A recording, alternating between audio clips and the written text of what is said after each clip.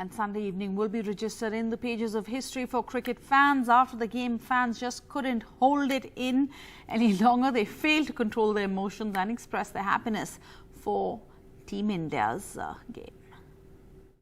A thrilling match, to say the least, that kept fans on the edge. But finally, India have won against Pakistan. We have fans with us who are celebrating here. Fans ecstatic as India has won against Pakistan in a thrilling match. So what do you say about the match? India right now is the best team and the team to win against India in this World Cup. India is not going to let it down. India is going to win this World Cup hands down. Hands down. Did you think we were losing at the end? At some point we lost hope and then India rose. When we lost 3-4 wickets, I mean, we all lost our hopes, but we kept our hopes on Kohli, and the way he pulled it off, it was phenomenal. Kohli really saved the game this time. Exactly.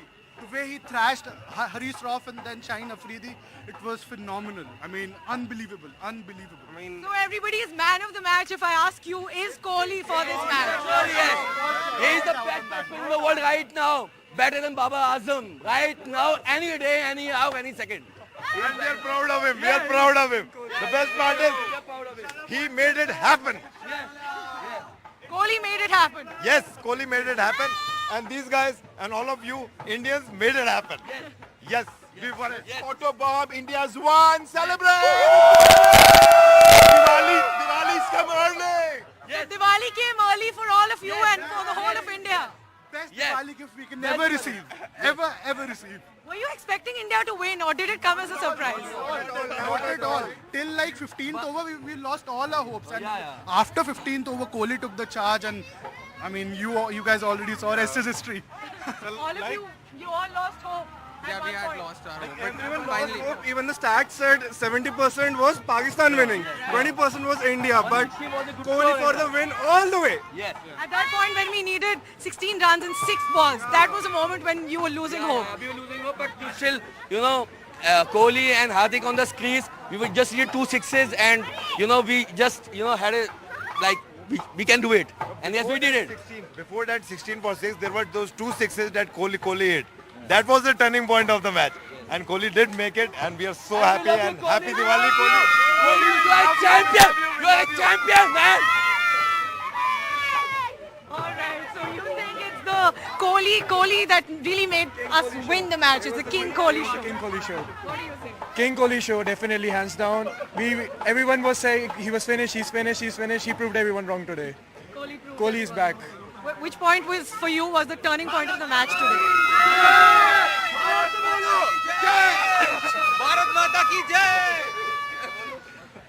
So as you can see, fans are completely ecstatic, and nobody was expecting India to win at one point. So which was the turning point? Maybe around the 15th over of the Indian batting innings. Yeah. I guess the 19th over where he hit Harish Rauf for 2 sixes. And that was really important because Harris was bowling really well. And that actually set the tone for the last over, as a spinner had to bowl the last over. So I was pretty sure that even if we have around 20-22 runs, he'll easily get that. Right. So really happy? Really happy. How are you going to celebrate now? What are you going to do for celebration? We have to continue. We have to continue the celebration. Celebrations have already started. Our voices are breaking. We've been shouting all the while. I mean, I can't even speak properly, so you can imagine. You just got a testimony of your shouting. So that's going to continue, and the celebration is going to continue till Diwali, and all of this is going to continue. Thank you very much for speaking to us. As you heard, their fans are really happy. All of them saying that Diwali came in early this year with India winning that thrilling match against Pakistan, and for everybody, and even for the match, Kohli is the man of the match, and everybody is saying he really saved the game. It was on the edge. People had lost hopes that India is definitely going to lose, is what everybody thought, but there came Kohli and saved the match. In New Delhi with camera person Xavier Thomas, Priyanshi Sharma for NDTV.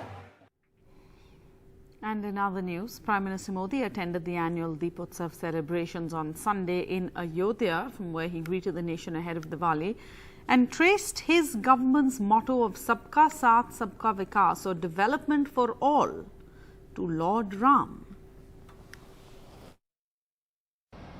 भगवान राम जैसी संकल्प शक्ति देश को नई ऊंचाई पर ले जाएगी।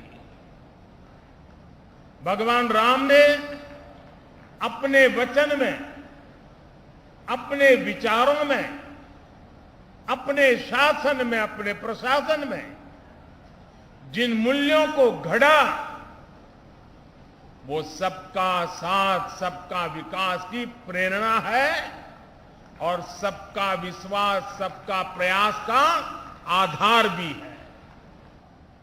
हमारे धार्मिक, सांस्कृतिक स्थान और नगर पीछे छूटते चले गए। हम यही अयोध्या के राम घाट पर आते थे तो दुर्दशा देखकर मन दुखी हो जाता था।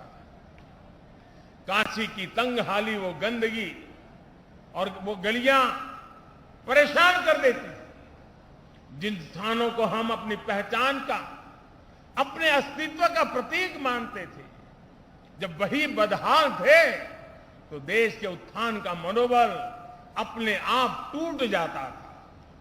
साथियों, बीते 8 वर्षों में देश ने हीन भावना की इन बेड़ियों को तोड़ा है। हमने भारत के तीर्थों के विकास की एक समग्र सोच को सामने रखा है।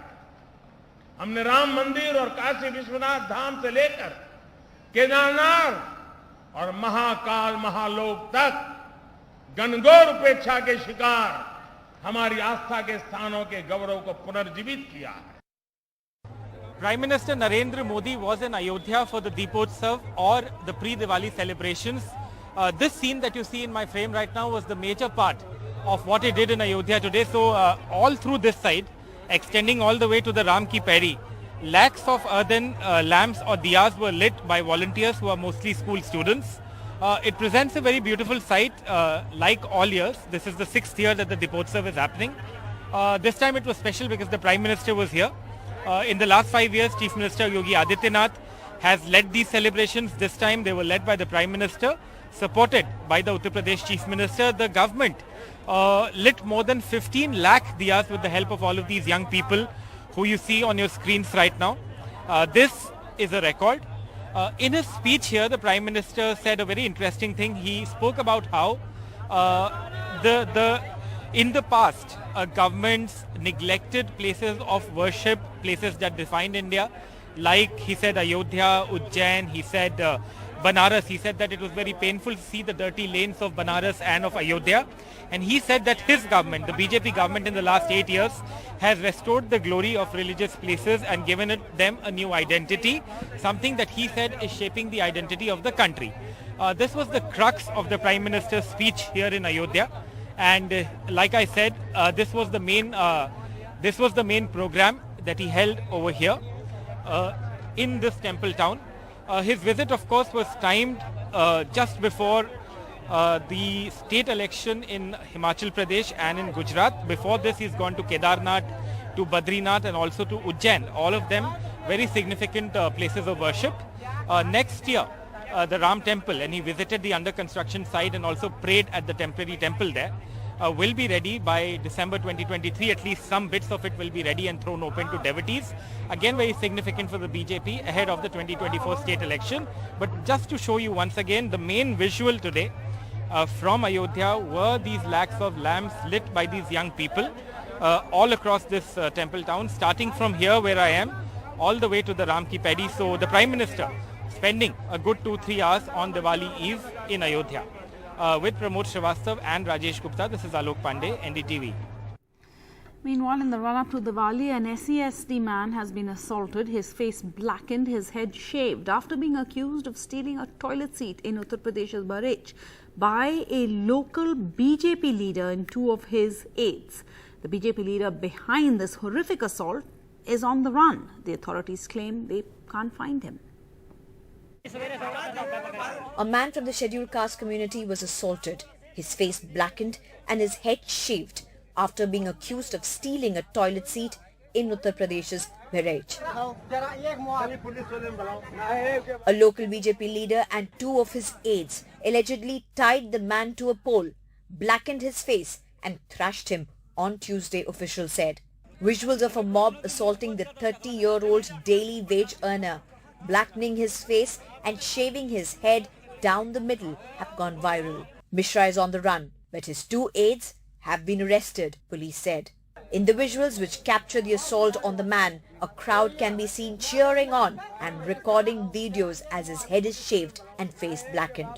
A senior police official told NDTV that a case has been registered against the accused under charges of assault, criminal intimidation and under provisions of the stringent law to punish crimes against scheduled caste and scheduled tribes. Vitalo Pandey, Sneha Koshi for NDTV.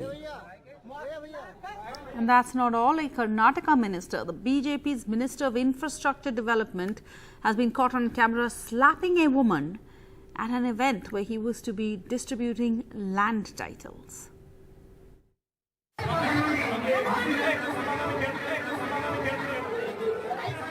She went to the minister with her grievance but got a slap in return.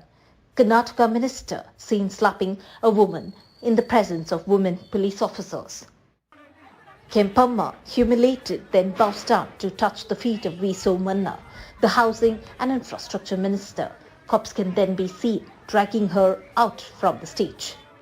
As the outrage grew over the shocking visuals, the BJP minister's office shared a video of the woman saying that media misreported the news. ಕಾಲಿಗೆ ಬಿದ್ದಾಗ ಅವರು ಸಮಯ ಕೇಳ್ಬಿಟ್ಟು ನೀನು ಏನು ತೊಂದರೆ ಬೇಡಮ್ಮ ಅಂತ ನಾನು ಎತ್ತಿ ಸಮಾಧಾನ ಮಾಡಿದ್ರು ಸರ್. ಸಮಾಧಾನ ಮಾಡಿದಾಗ ಅವರು ಹೊಡೆದ್ರು ಅಂತ ತಿಳ್ಕೊಂಡು ಅವ್ರ ಮೇಲೆ ತಪ್ಪು ಅಪರಾಧ ಹೊರಿಸಿದ್ದಾರೆ. ಅಂಥದ್ದು ಏನಿಲ್ಲ, ನನಗೆ ಒಳ್ಳೇದು ಮಾಡಿದ್ದಾರೆ, ಪುಣ್ಯಾತ್ಮ ನನಗೆ ಜಾಗ ಕೊಡ್ತಿದ್ದಾರೆ. V. Somanna, the Chamarajnagar district in charge minister, was invited to be a part of the program on Saturday in Hangala village.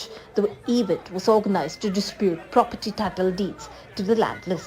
Kempamma at the venue alleged that the beneficiary list was rigged by the department officials and her name was left out. Comparing the stark contrast of Mr. Rahul Gandhi embracing and hearing out grievances of common man, the Congress demanded the ousting of the Karnataka BJP minister.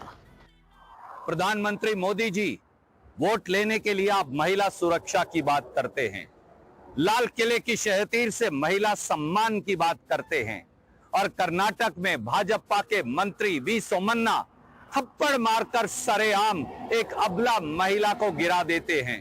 क्या ये महिला सुरक्षा है भाजपा की? Though the BJP has maintained silence on this issue, Chief Minister Basraj Bommai sought an explanation from the minister. ಘಟನೆನೇ ಇಲ್ಲ. ನಾನು ಆ ಥರ ಆಗಿದೆ ಅನ್ನೋದು ನಾನು ಯಾವುದೇ ಒಂದು ಸಣ್ಣ ಅಪಚಾರವನ್ನು ಕೂಡ ಮಾಡಿಲ್ಲ. ನಾನು ನಿಮ್ಮ ಮೂಲಕ ಮೊದಲನೇ ಬಾರಿಗೆ ನಾನು ನನ್ನ ಕ್ಷಮೆಯನ್ನು ಯಾಚನೆ ಮಾಡ್ತೀನಿ, ವಿಷಾದ ವ್ಯಕ್ತಪಡಿಸ್ತೀನಿ. ಹೆಣ್ಣುಮಕ್ಕಳ ಬಗ್ಗೆ ನನಗೆ ಅಪಾರವಾದ ಗೌರವ. In Bengaluru with Kumar, Srija for NDTV. And after the break, we'll get you all the international news. Stay tuned.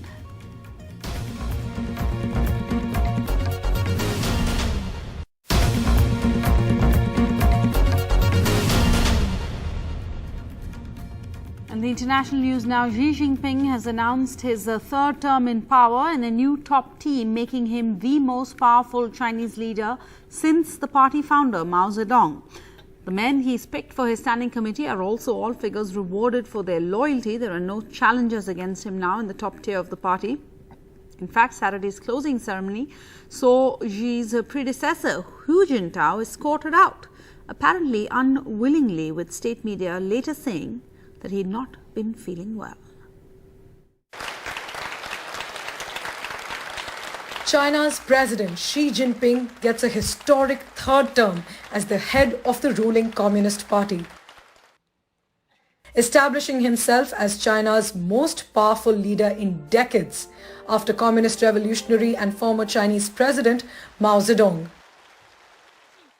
Securing his term, the Chinese leader said that the world needs China. 百年成就无比辉煌，百年大党风华正茂，我们完全有信心、有能力，在新时代新征程创造令人刮目相看的新的